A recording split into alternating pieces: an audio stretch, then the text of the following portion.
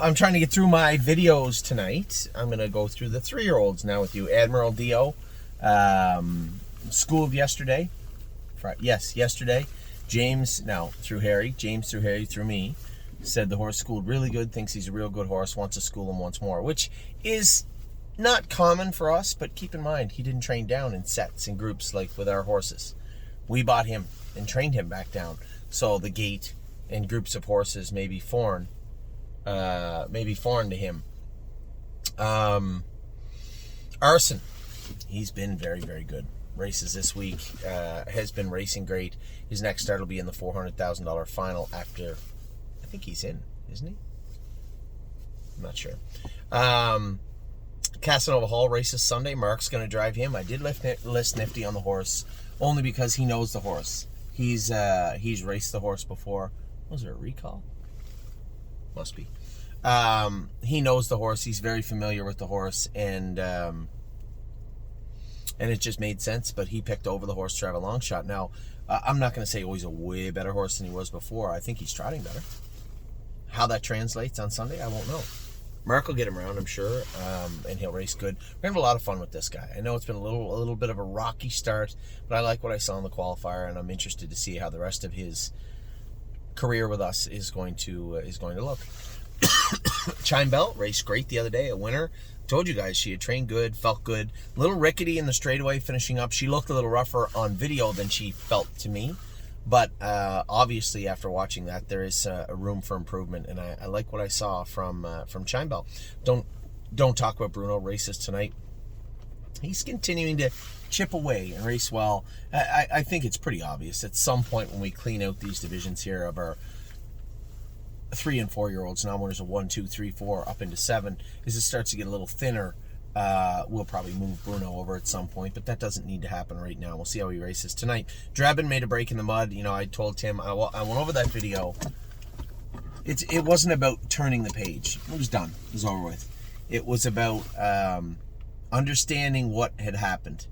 Because, again, I was covered in mud, so what I saw maybe wasn't as correct as what I thought it was, and I wanted to go over the video, and the only thing I can see is how he was vastly different in the mud than he was in previous starts. Cleared to the front easy. Mike Wilder moved him down the backstretch. I moved him, quarter-poled him in the mud and put him in a very unfamiliar position, and he rolled off.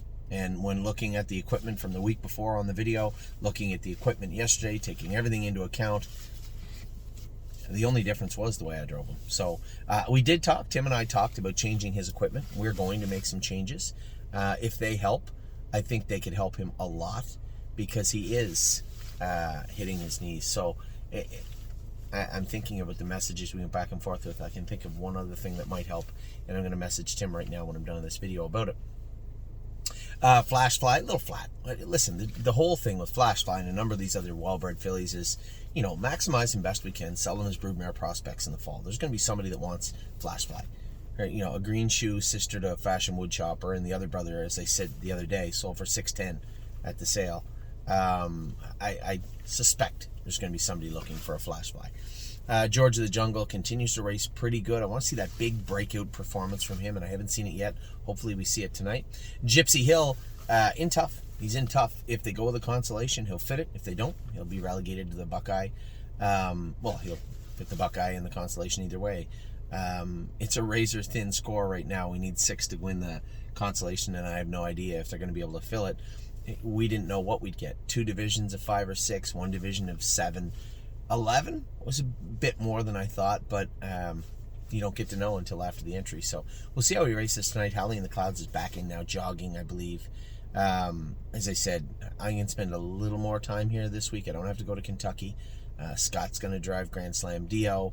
Gaslight Hall was in on Monday. I'm in the Poconos anyway. So I would say Wednesday morning, Thursday morning, Friday morning, I'm here, and it'll lay the foundation for Hallie in the Clouds for the rest of her time with us. I'm Fancy Like has been racing great now. We get the ultimate, we get the amateur races, outside post at Yonkers. Pretty tough road ahead. One of our partners is actually driving. Tony Beltrami is actually driving Fancy. So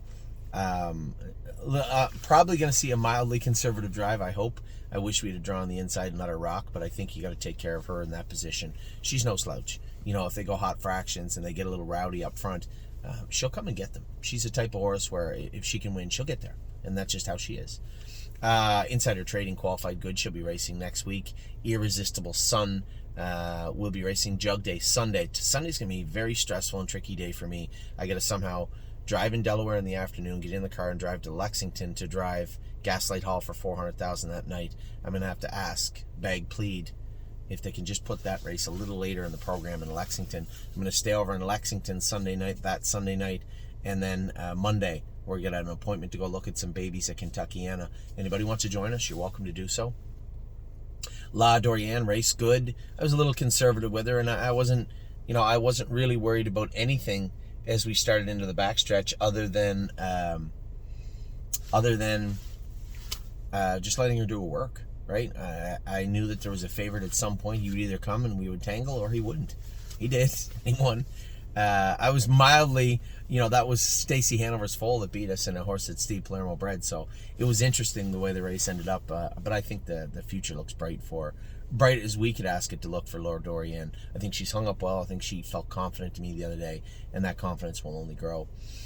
Lonely Lakewood, very happy with him the other day. They just keep leaving our horses on the sale, and we just keep winning with them right after. So we put a horse that had lots of meat left on the bone for anybody that wanted to scoop him up, to grab him, race him at Northfield or anywhere else, and they left him right where he was. He's simply worth 22, 23, 25,000, and at 18 I wasn't letting him go, and that's why.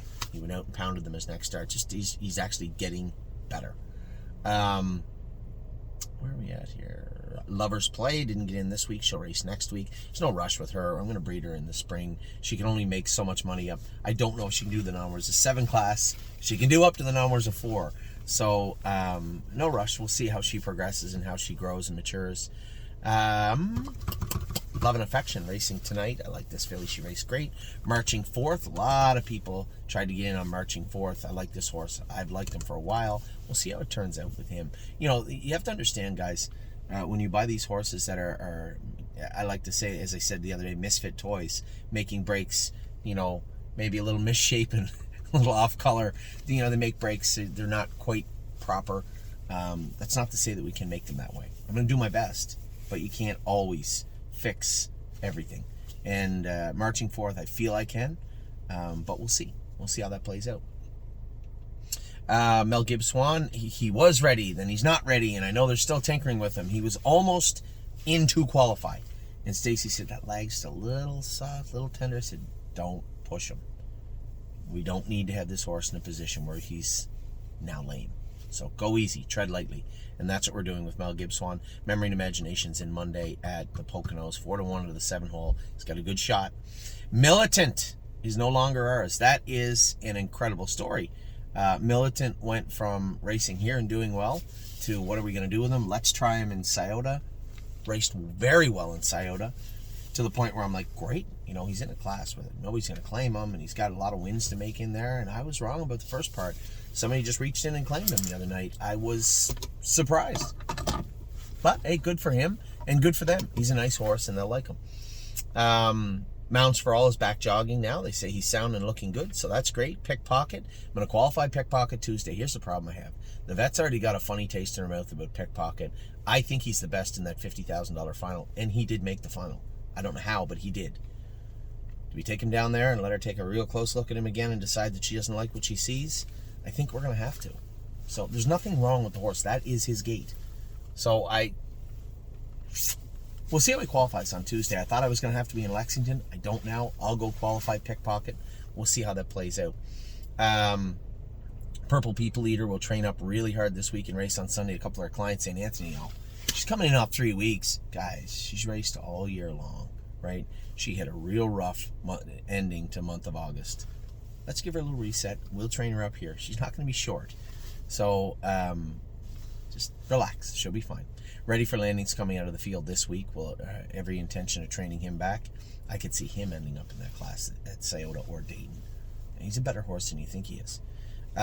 Really Don't Care. We scratched her the other night 6. She'll be in next week, I would imagine. Sunset Acres Girl's got a couple of stakes left, and then she'll come here. She fits a maiden here. She can't do a maiden here. Well, and if she can do a maiden here, we'll probably race her twice and then likely put her on gate. I would imagine somebody in Maine or Ocean Downs or Saratoga will want her. Sweeney is in to go here. Qualified good the other day. 2 minutes. I was wrong. Jason Merriman did not go. And Chris Lems went with him. He's perfect. He's fine. Tenacious Hanover, I'm going to race Monday. I'm kind of torn now that it's already done. Should we just erase him in the Nommers or two? Did he really need to race with those killers again? Whatever. It's fine. I mean, I don't think he's outmatched. The horse schooled awesome the other day, so we'll see how he races. Time is on my side. It looked amazing. Oh my. Time is on my side has looked amazing all summer and earned a spot and gets to race in the finals on Monday. So I'm eager to do that. Always little pins and needles, especially when you got that killer on the rail. Captain Albano, he got a number of good gem qualities in the middle.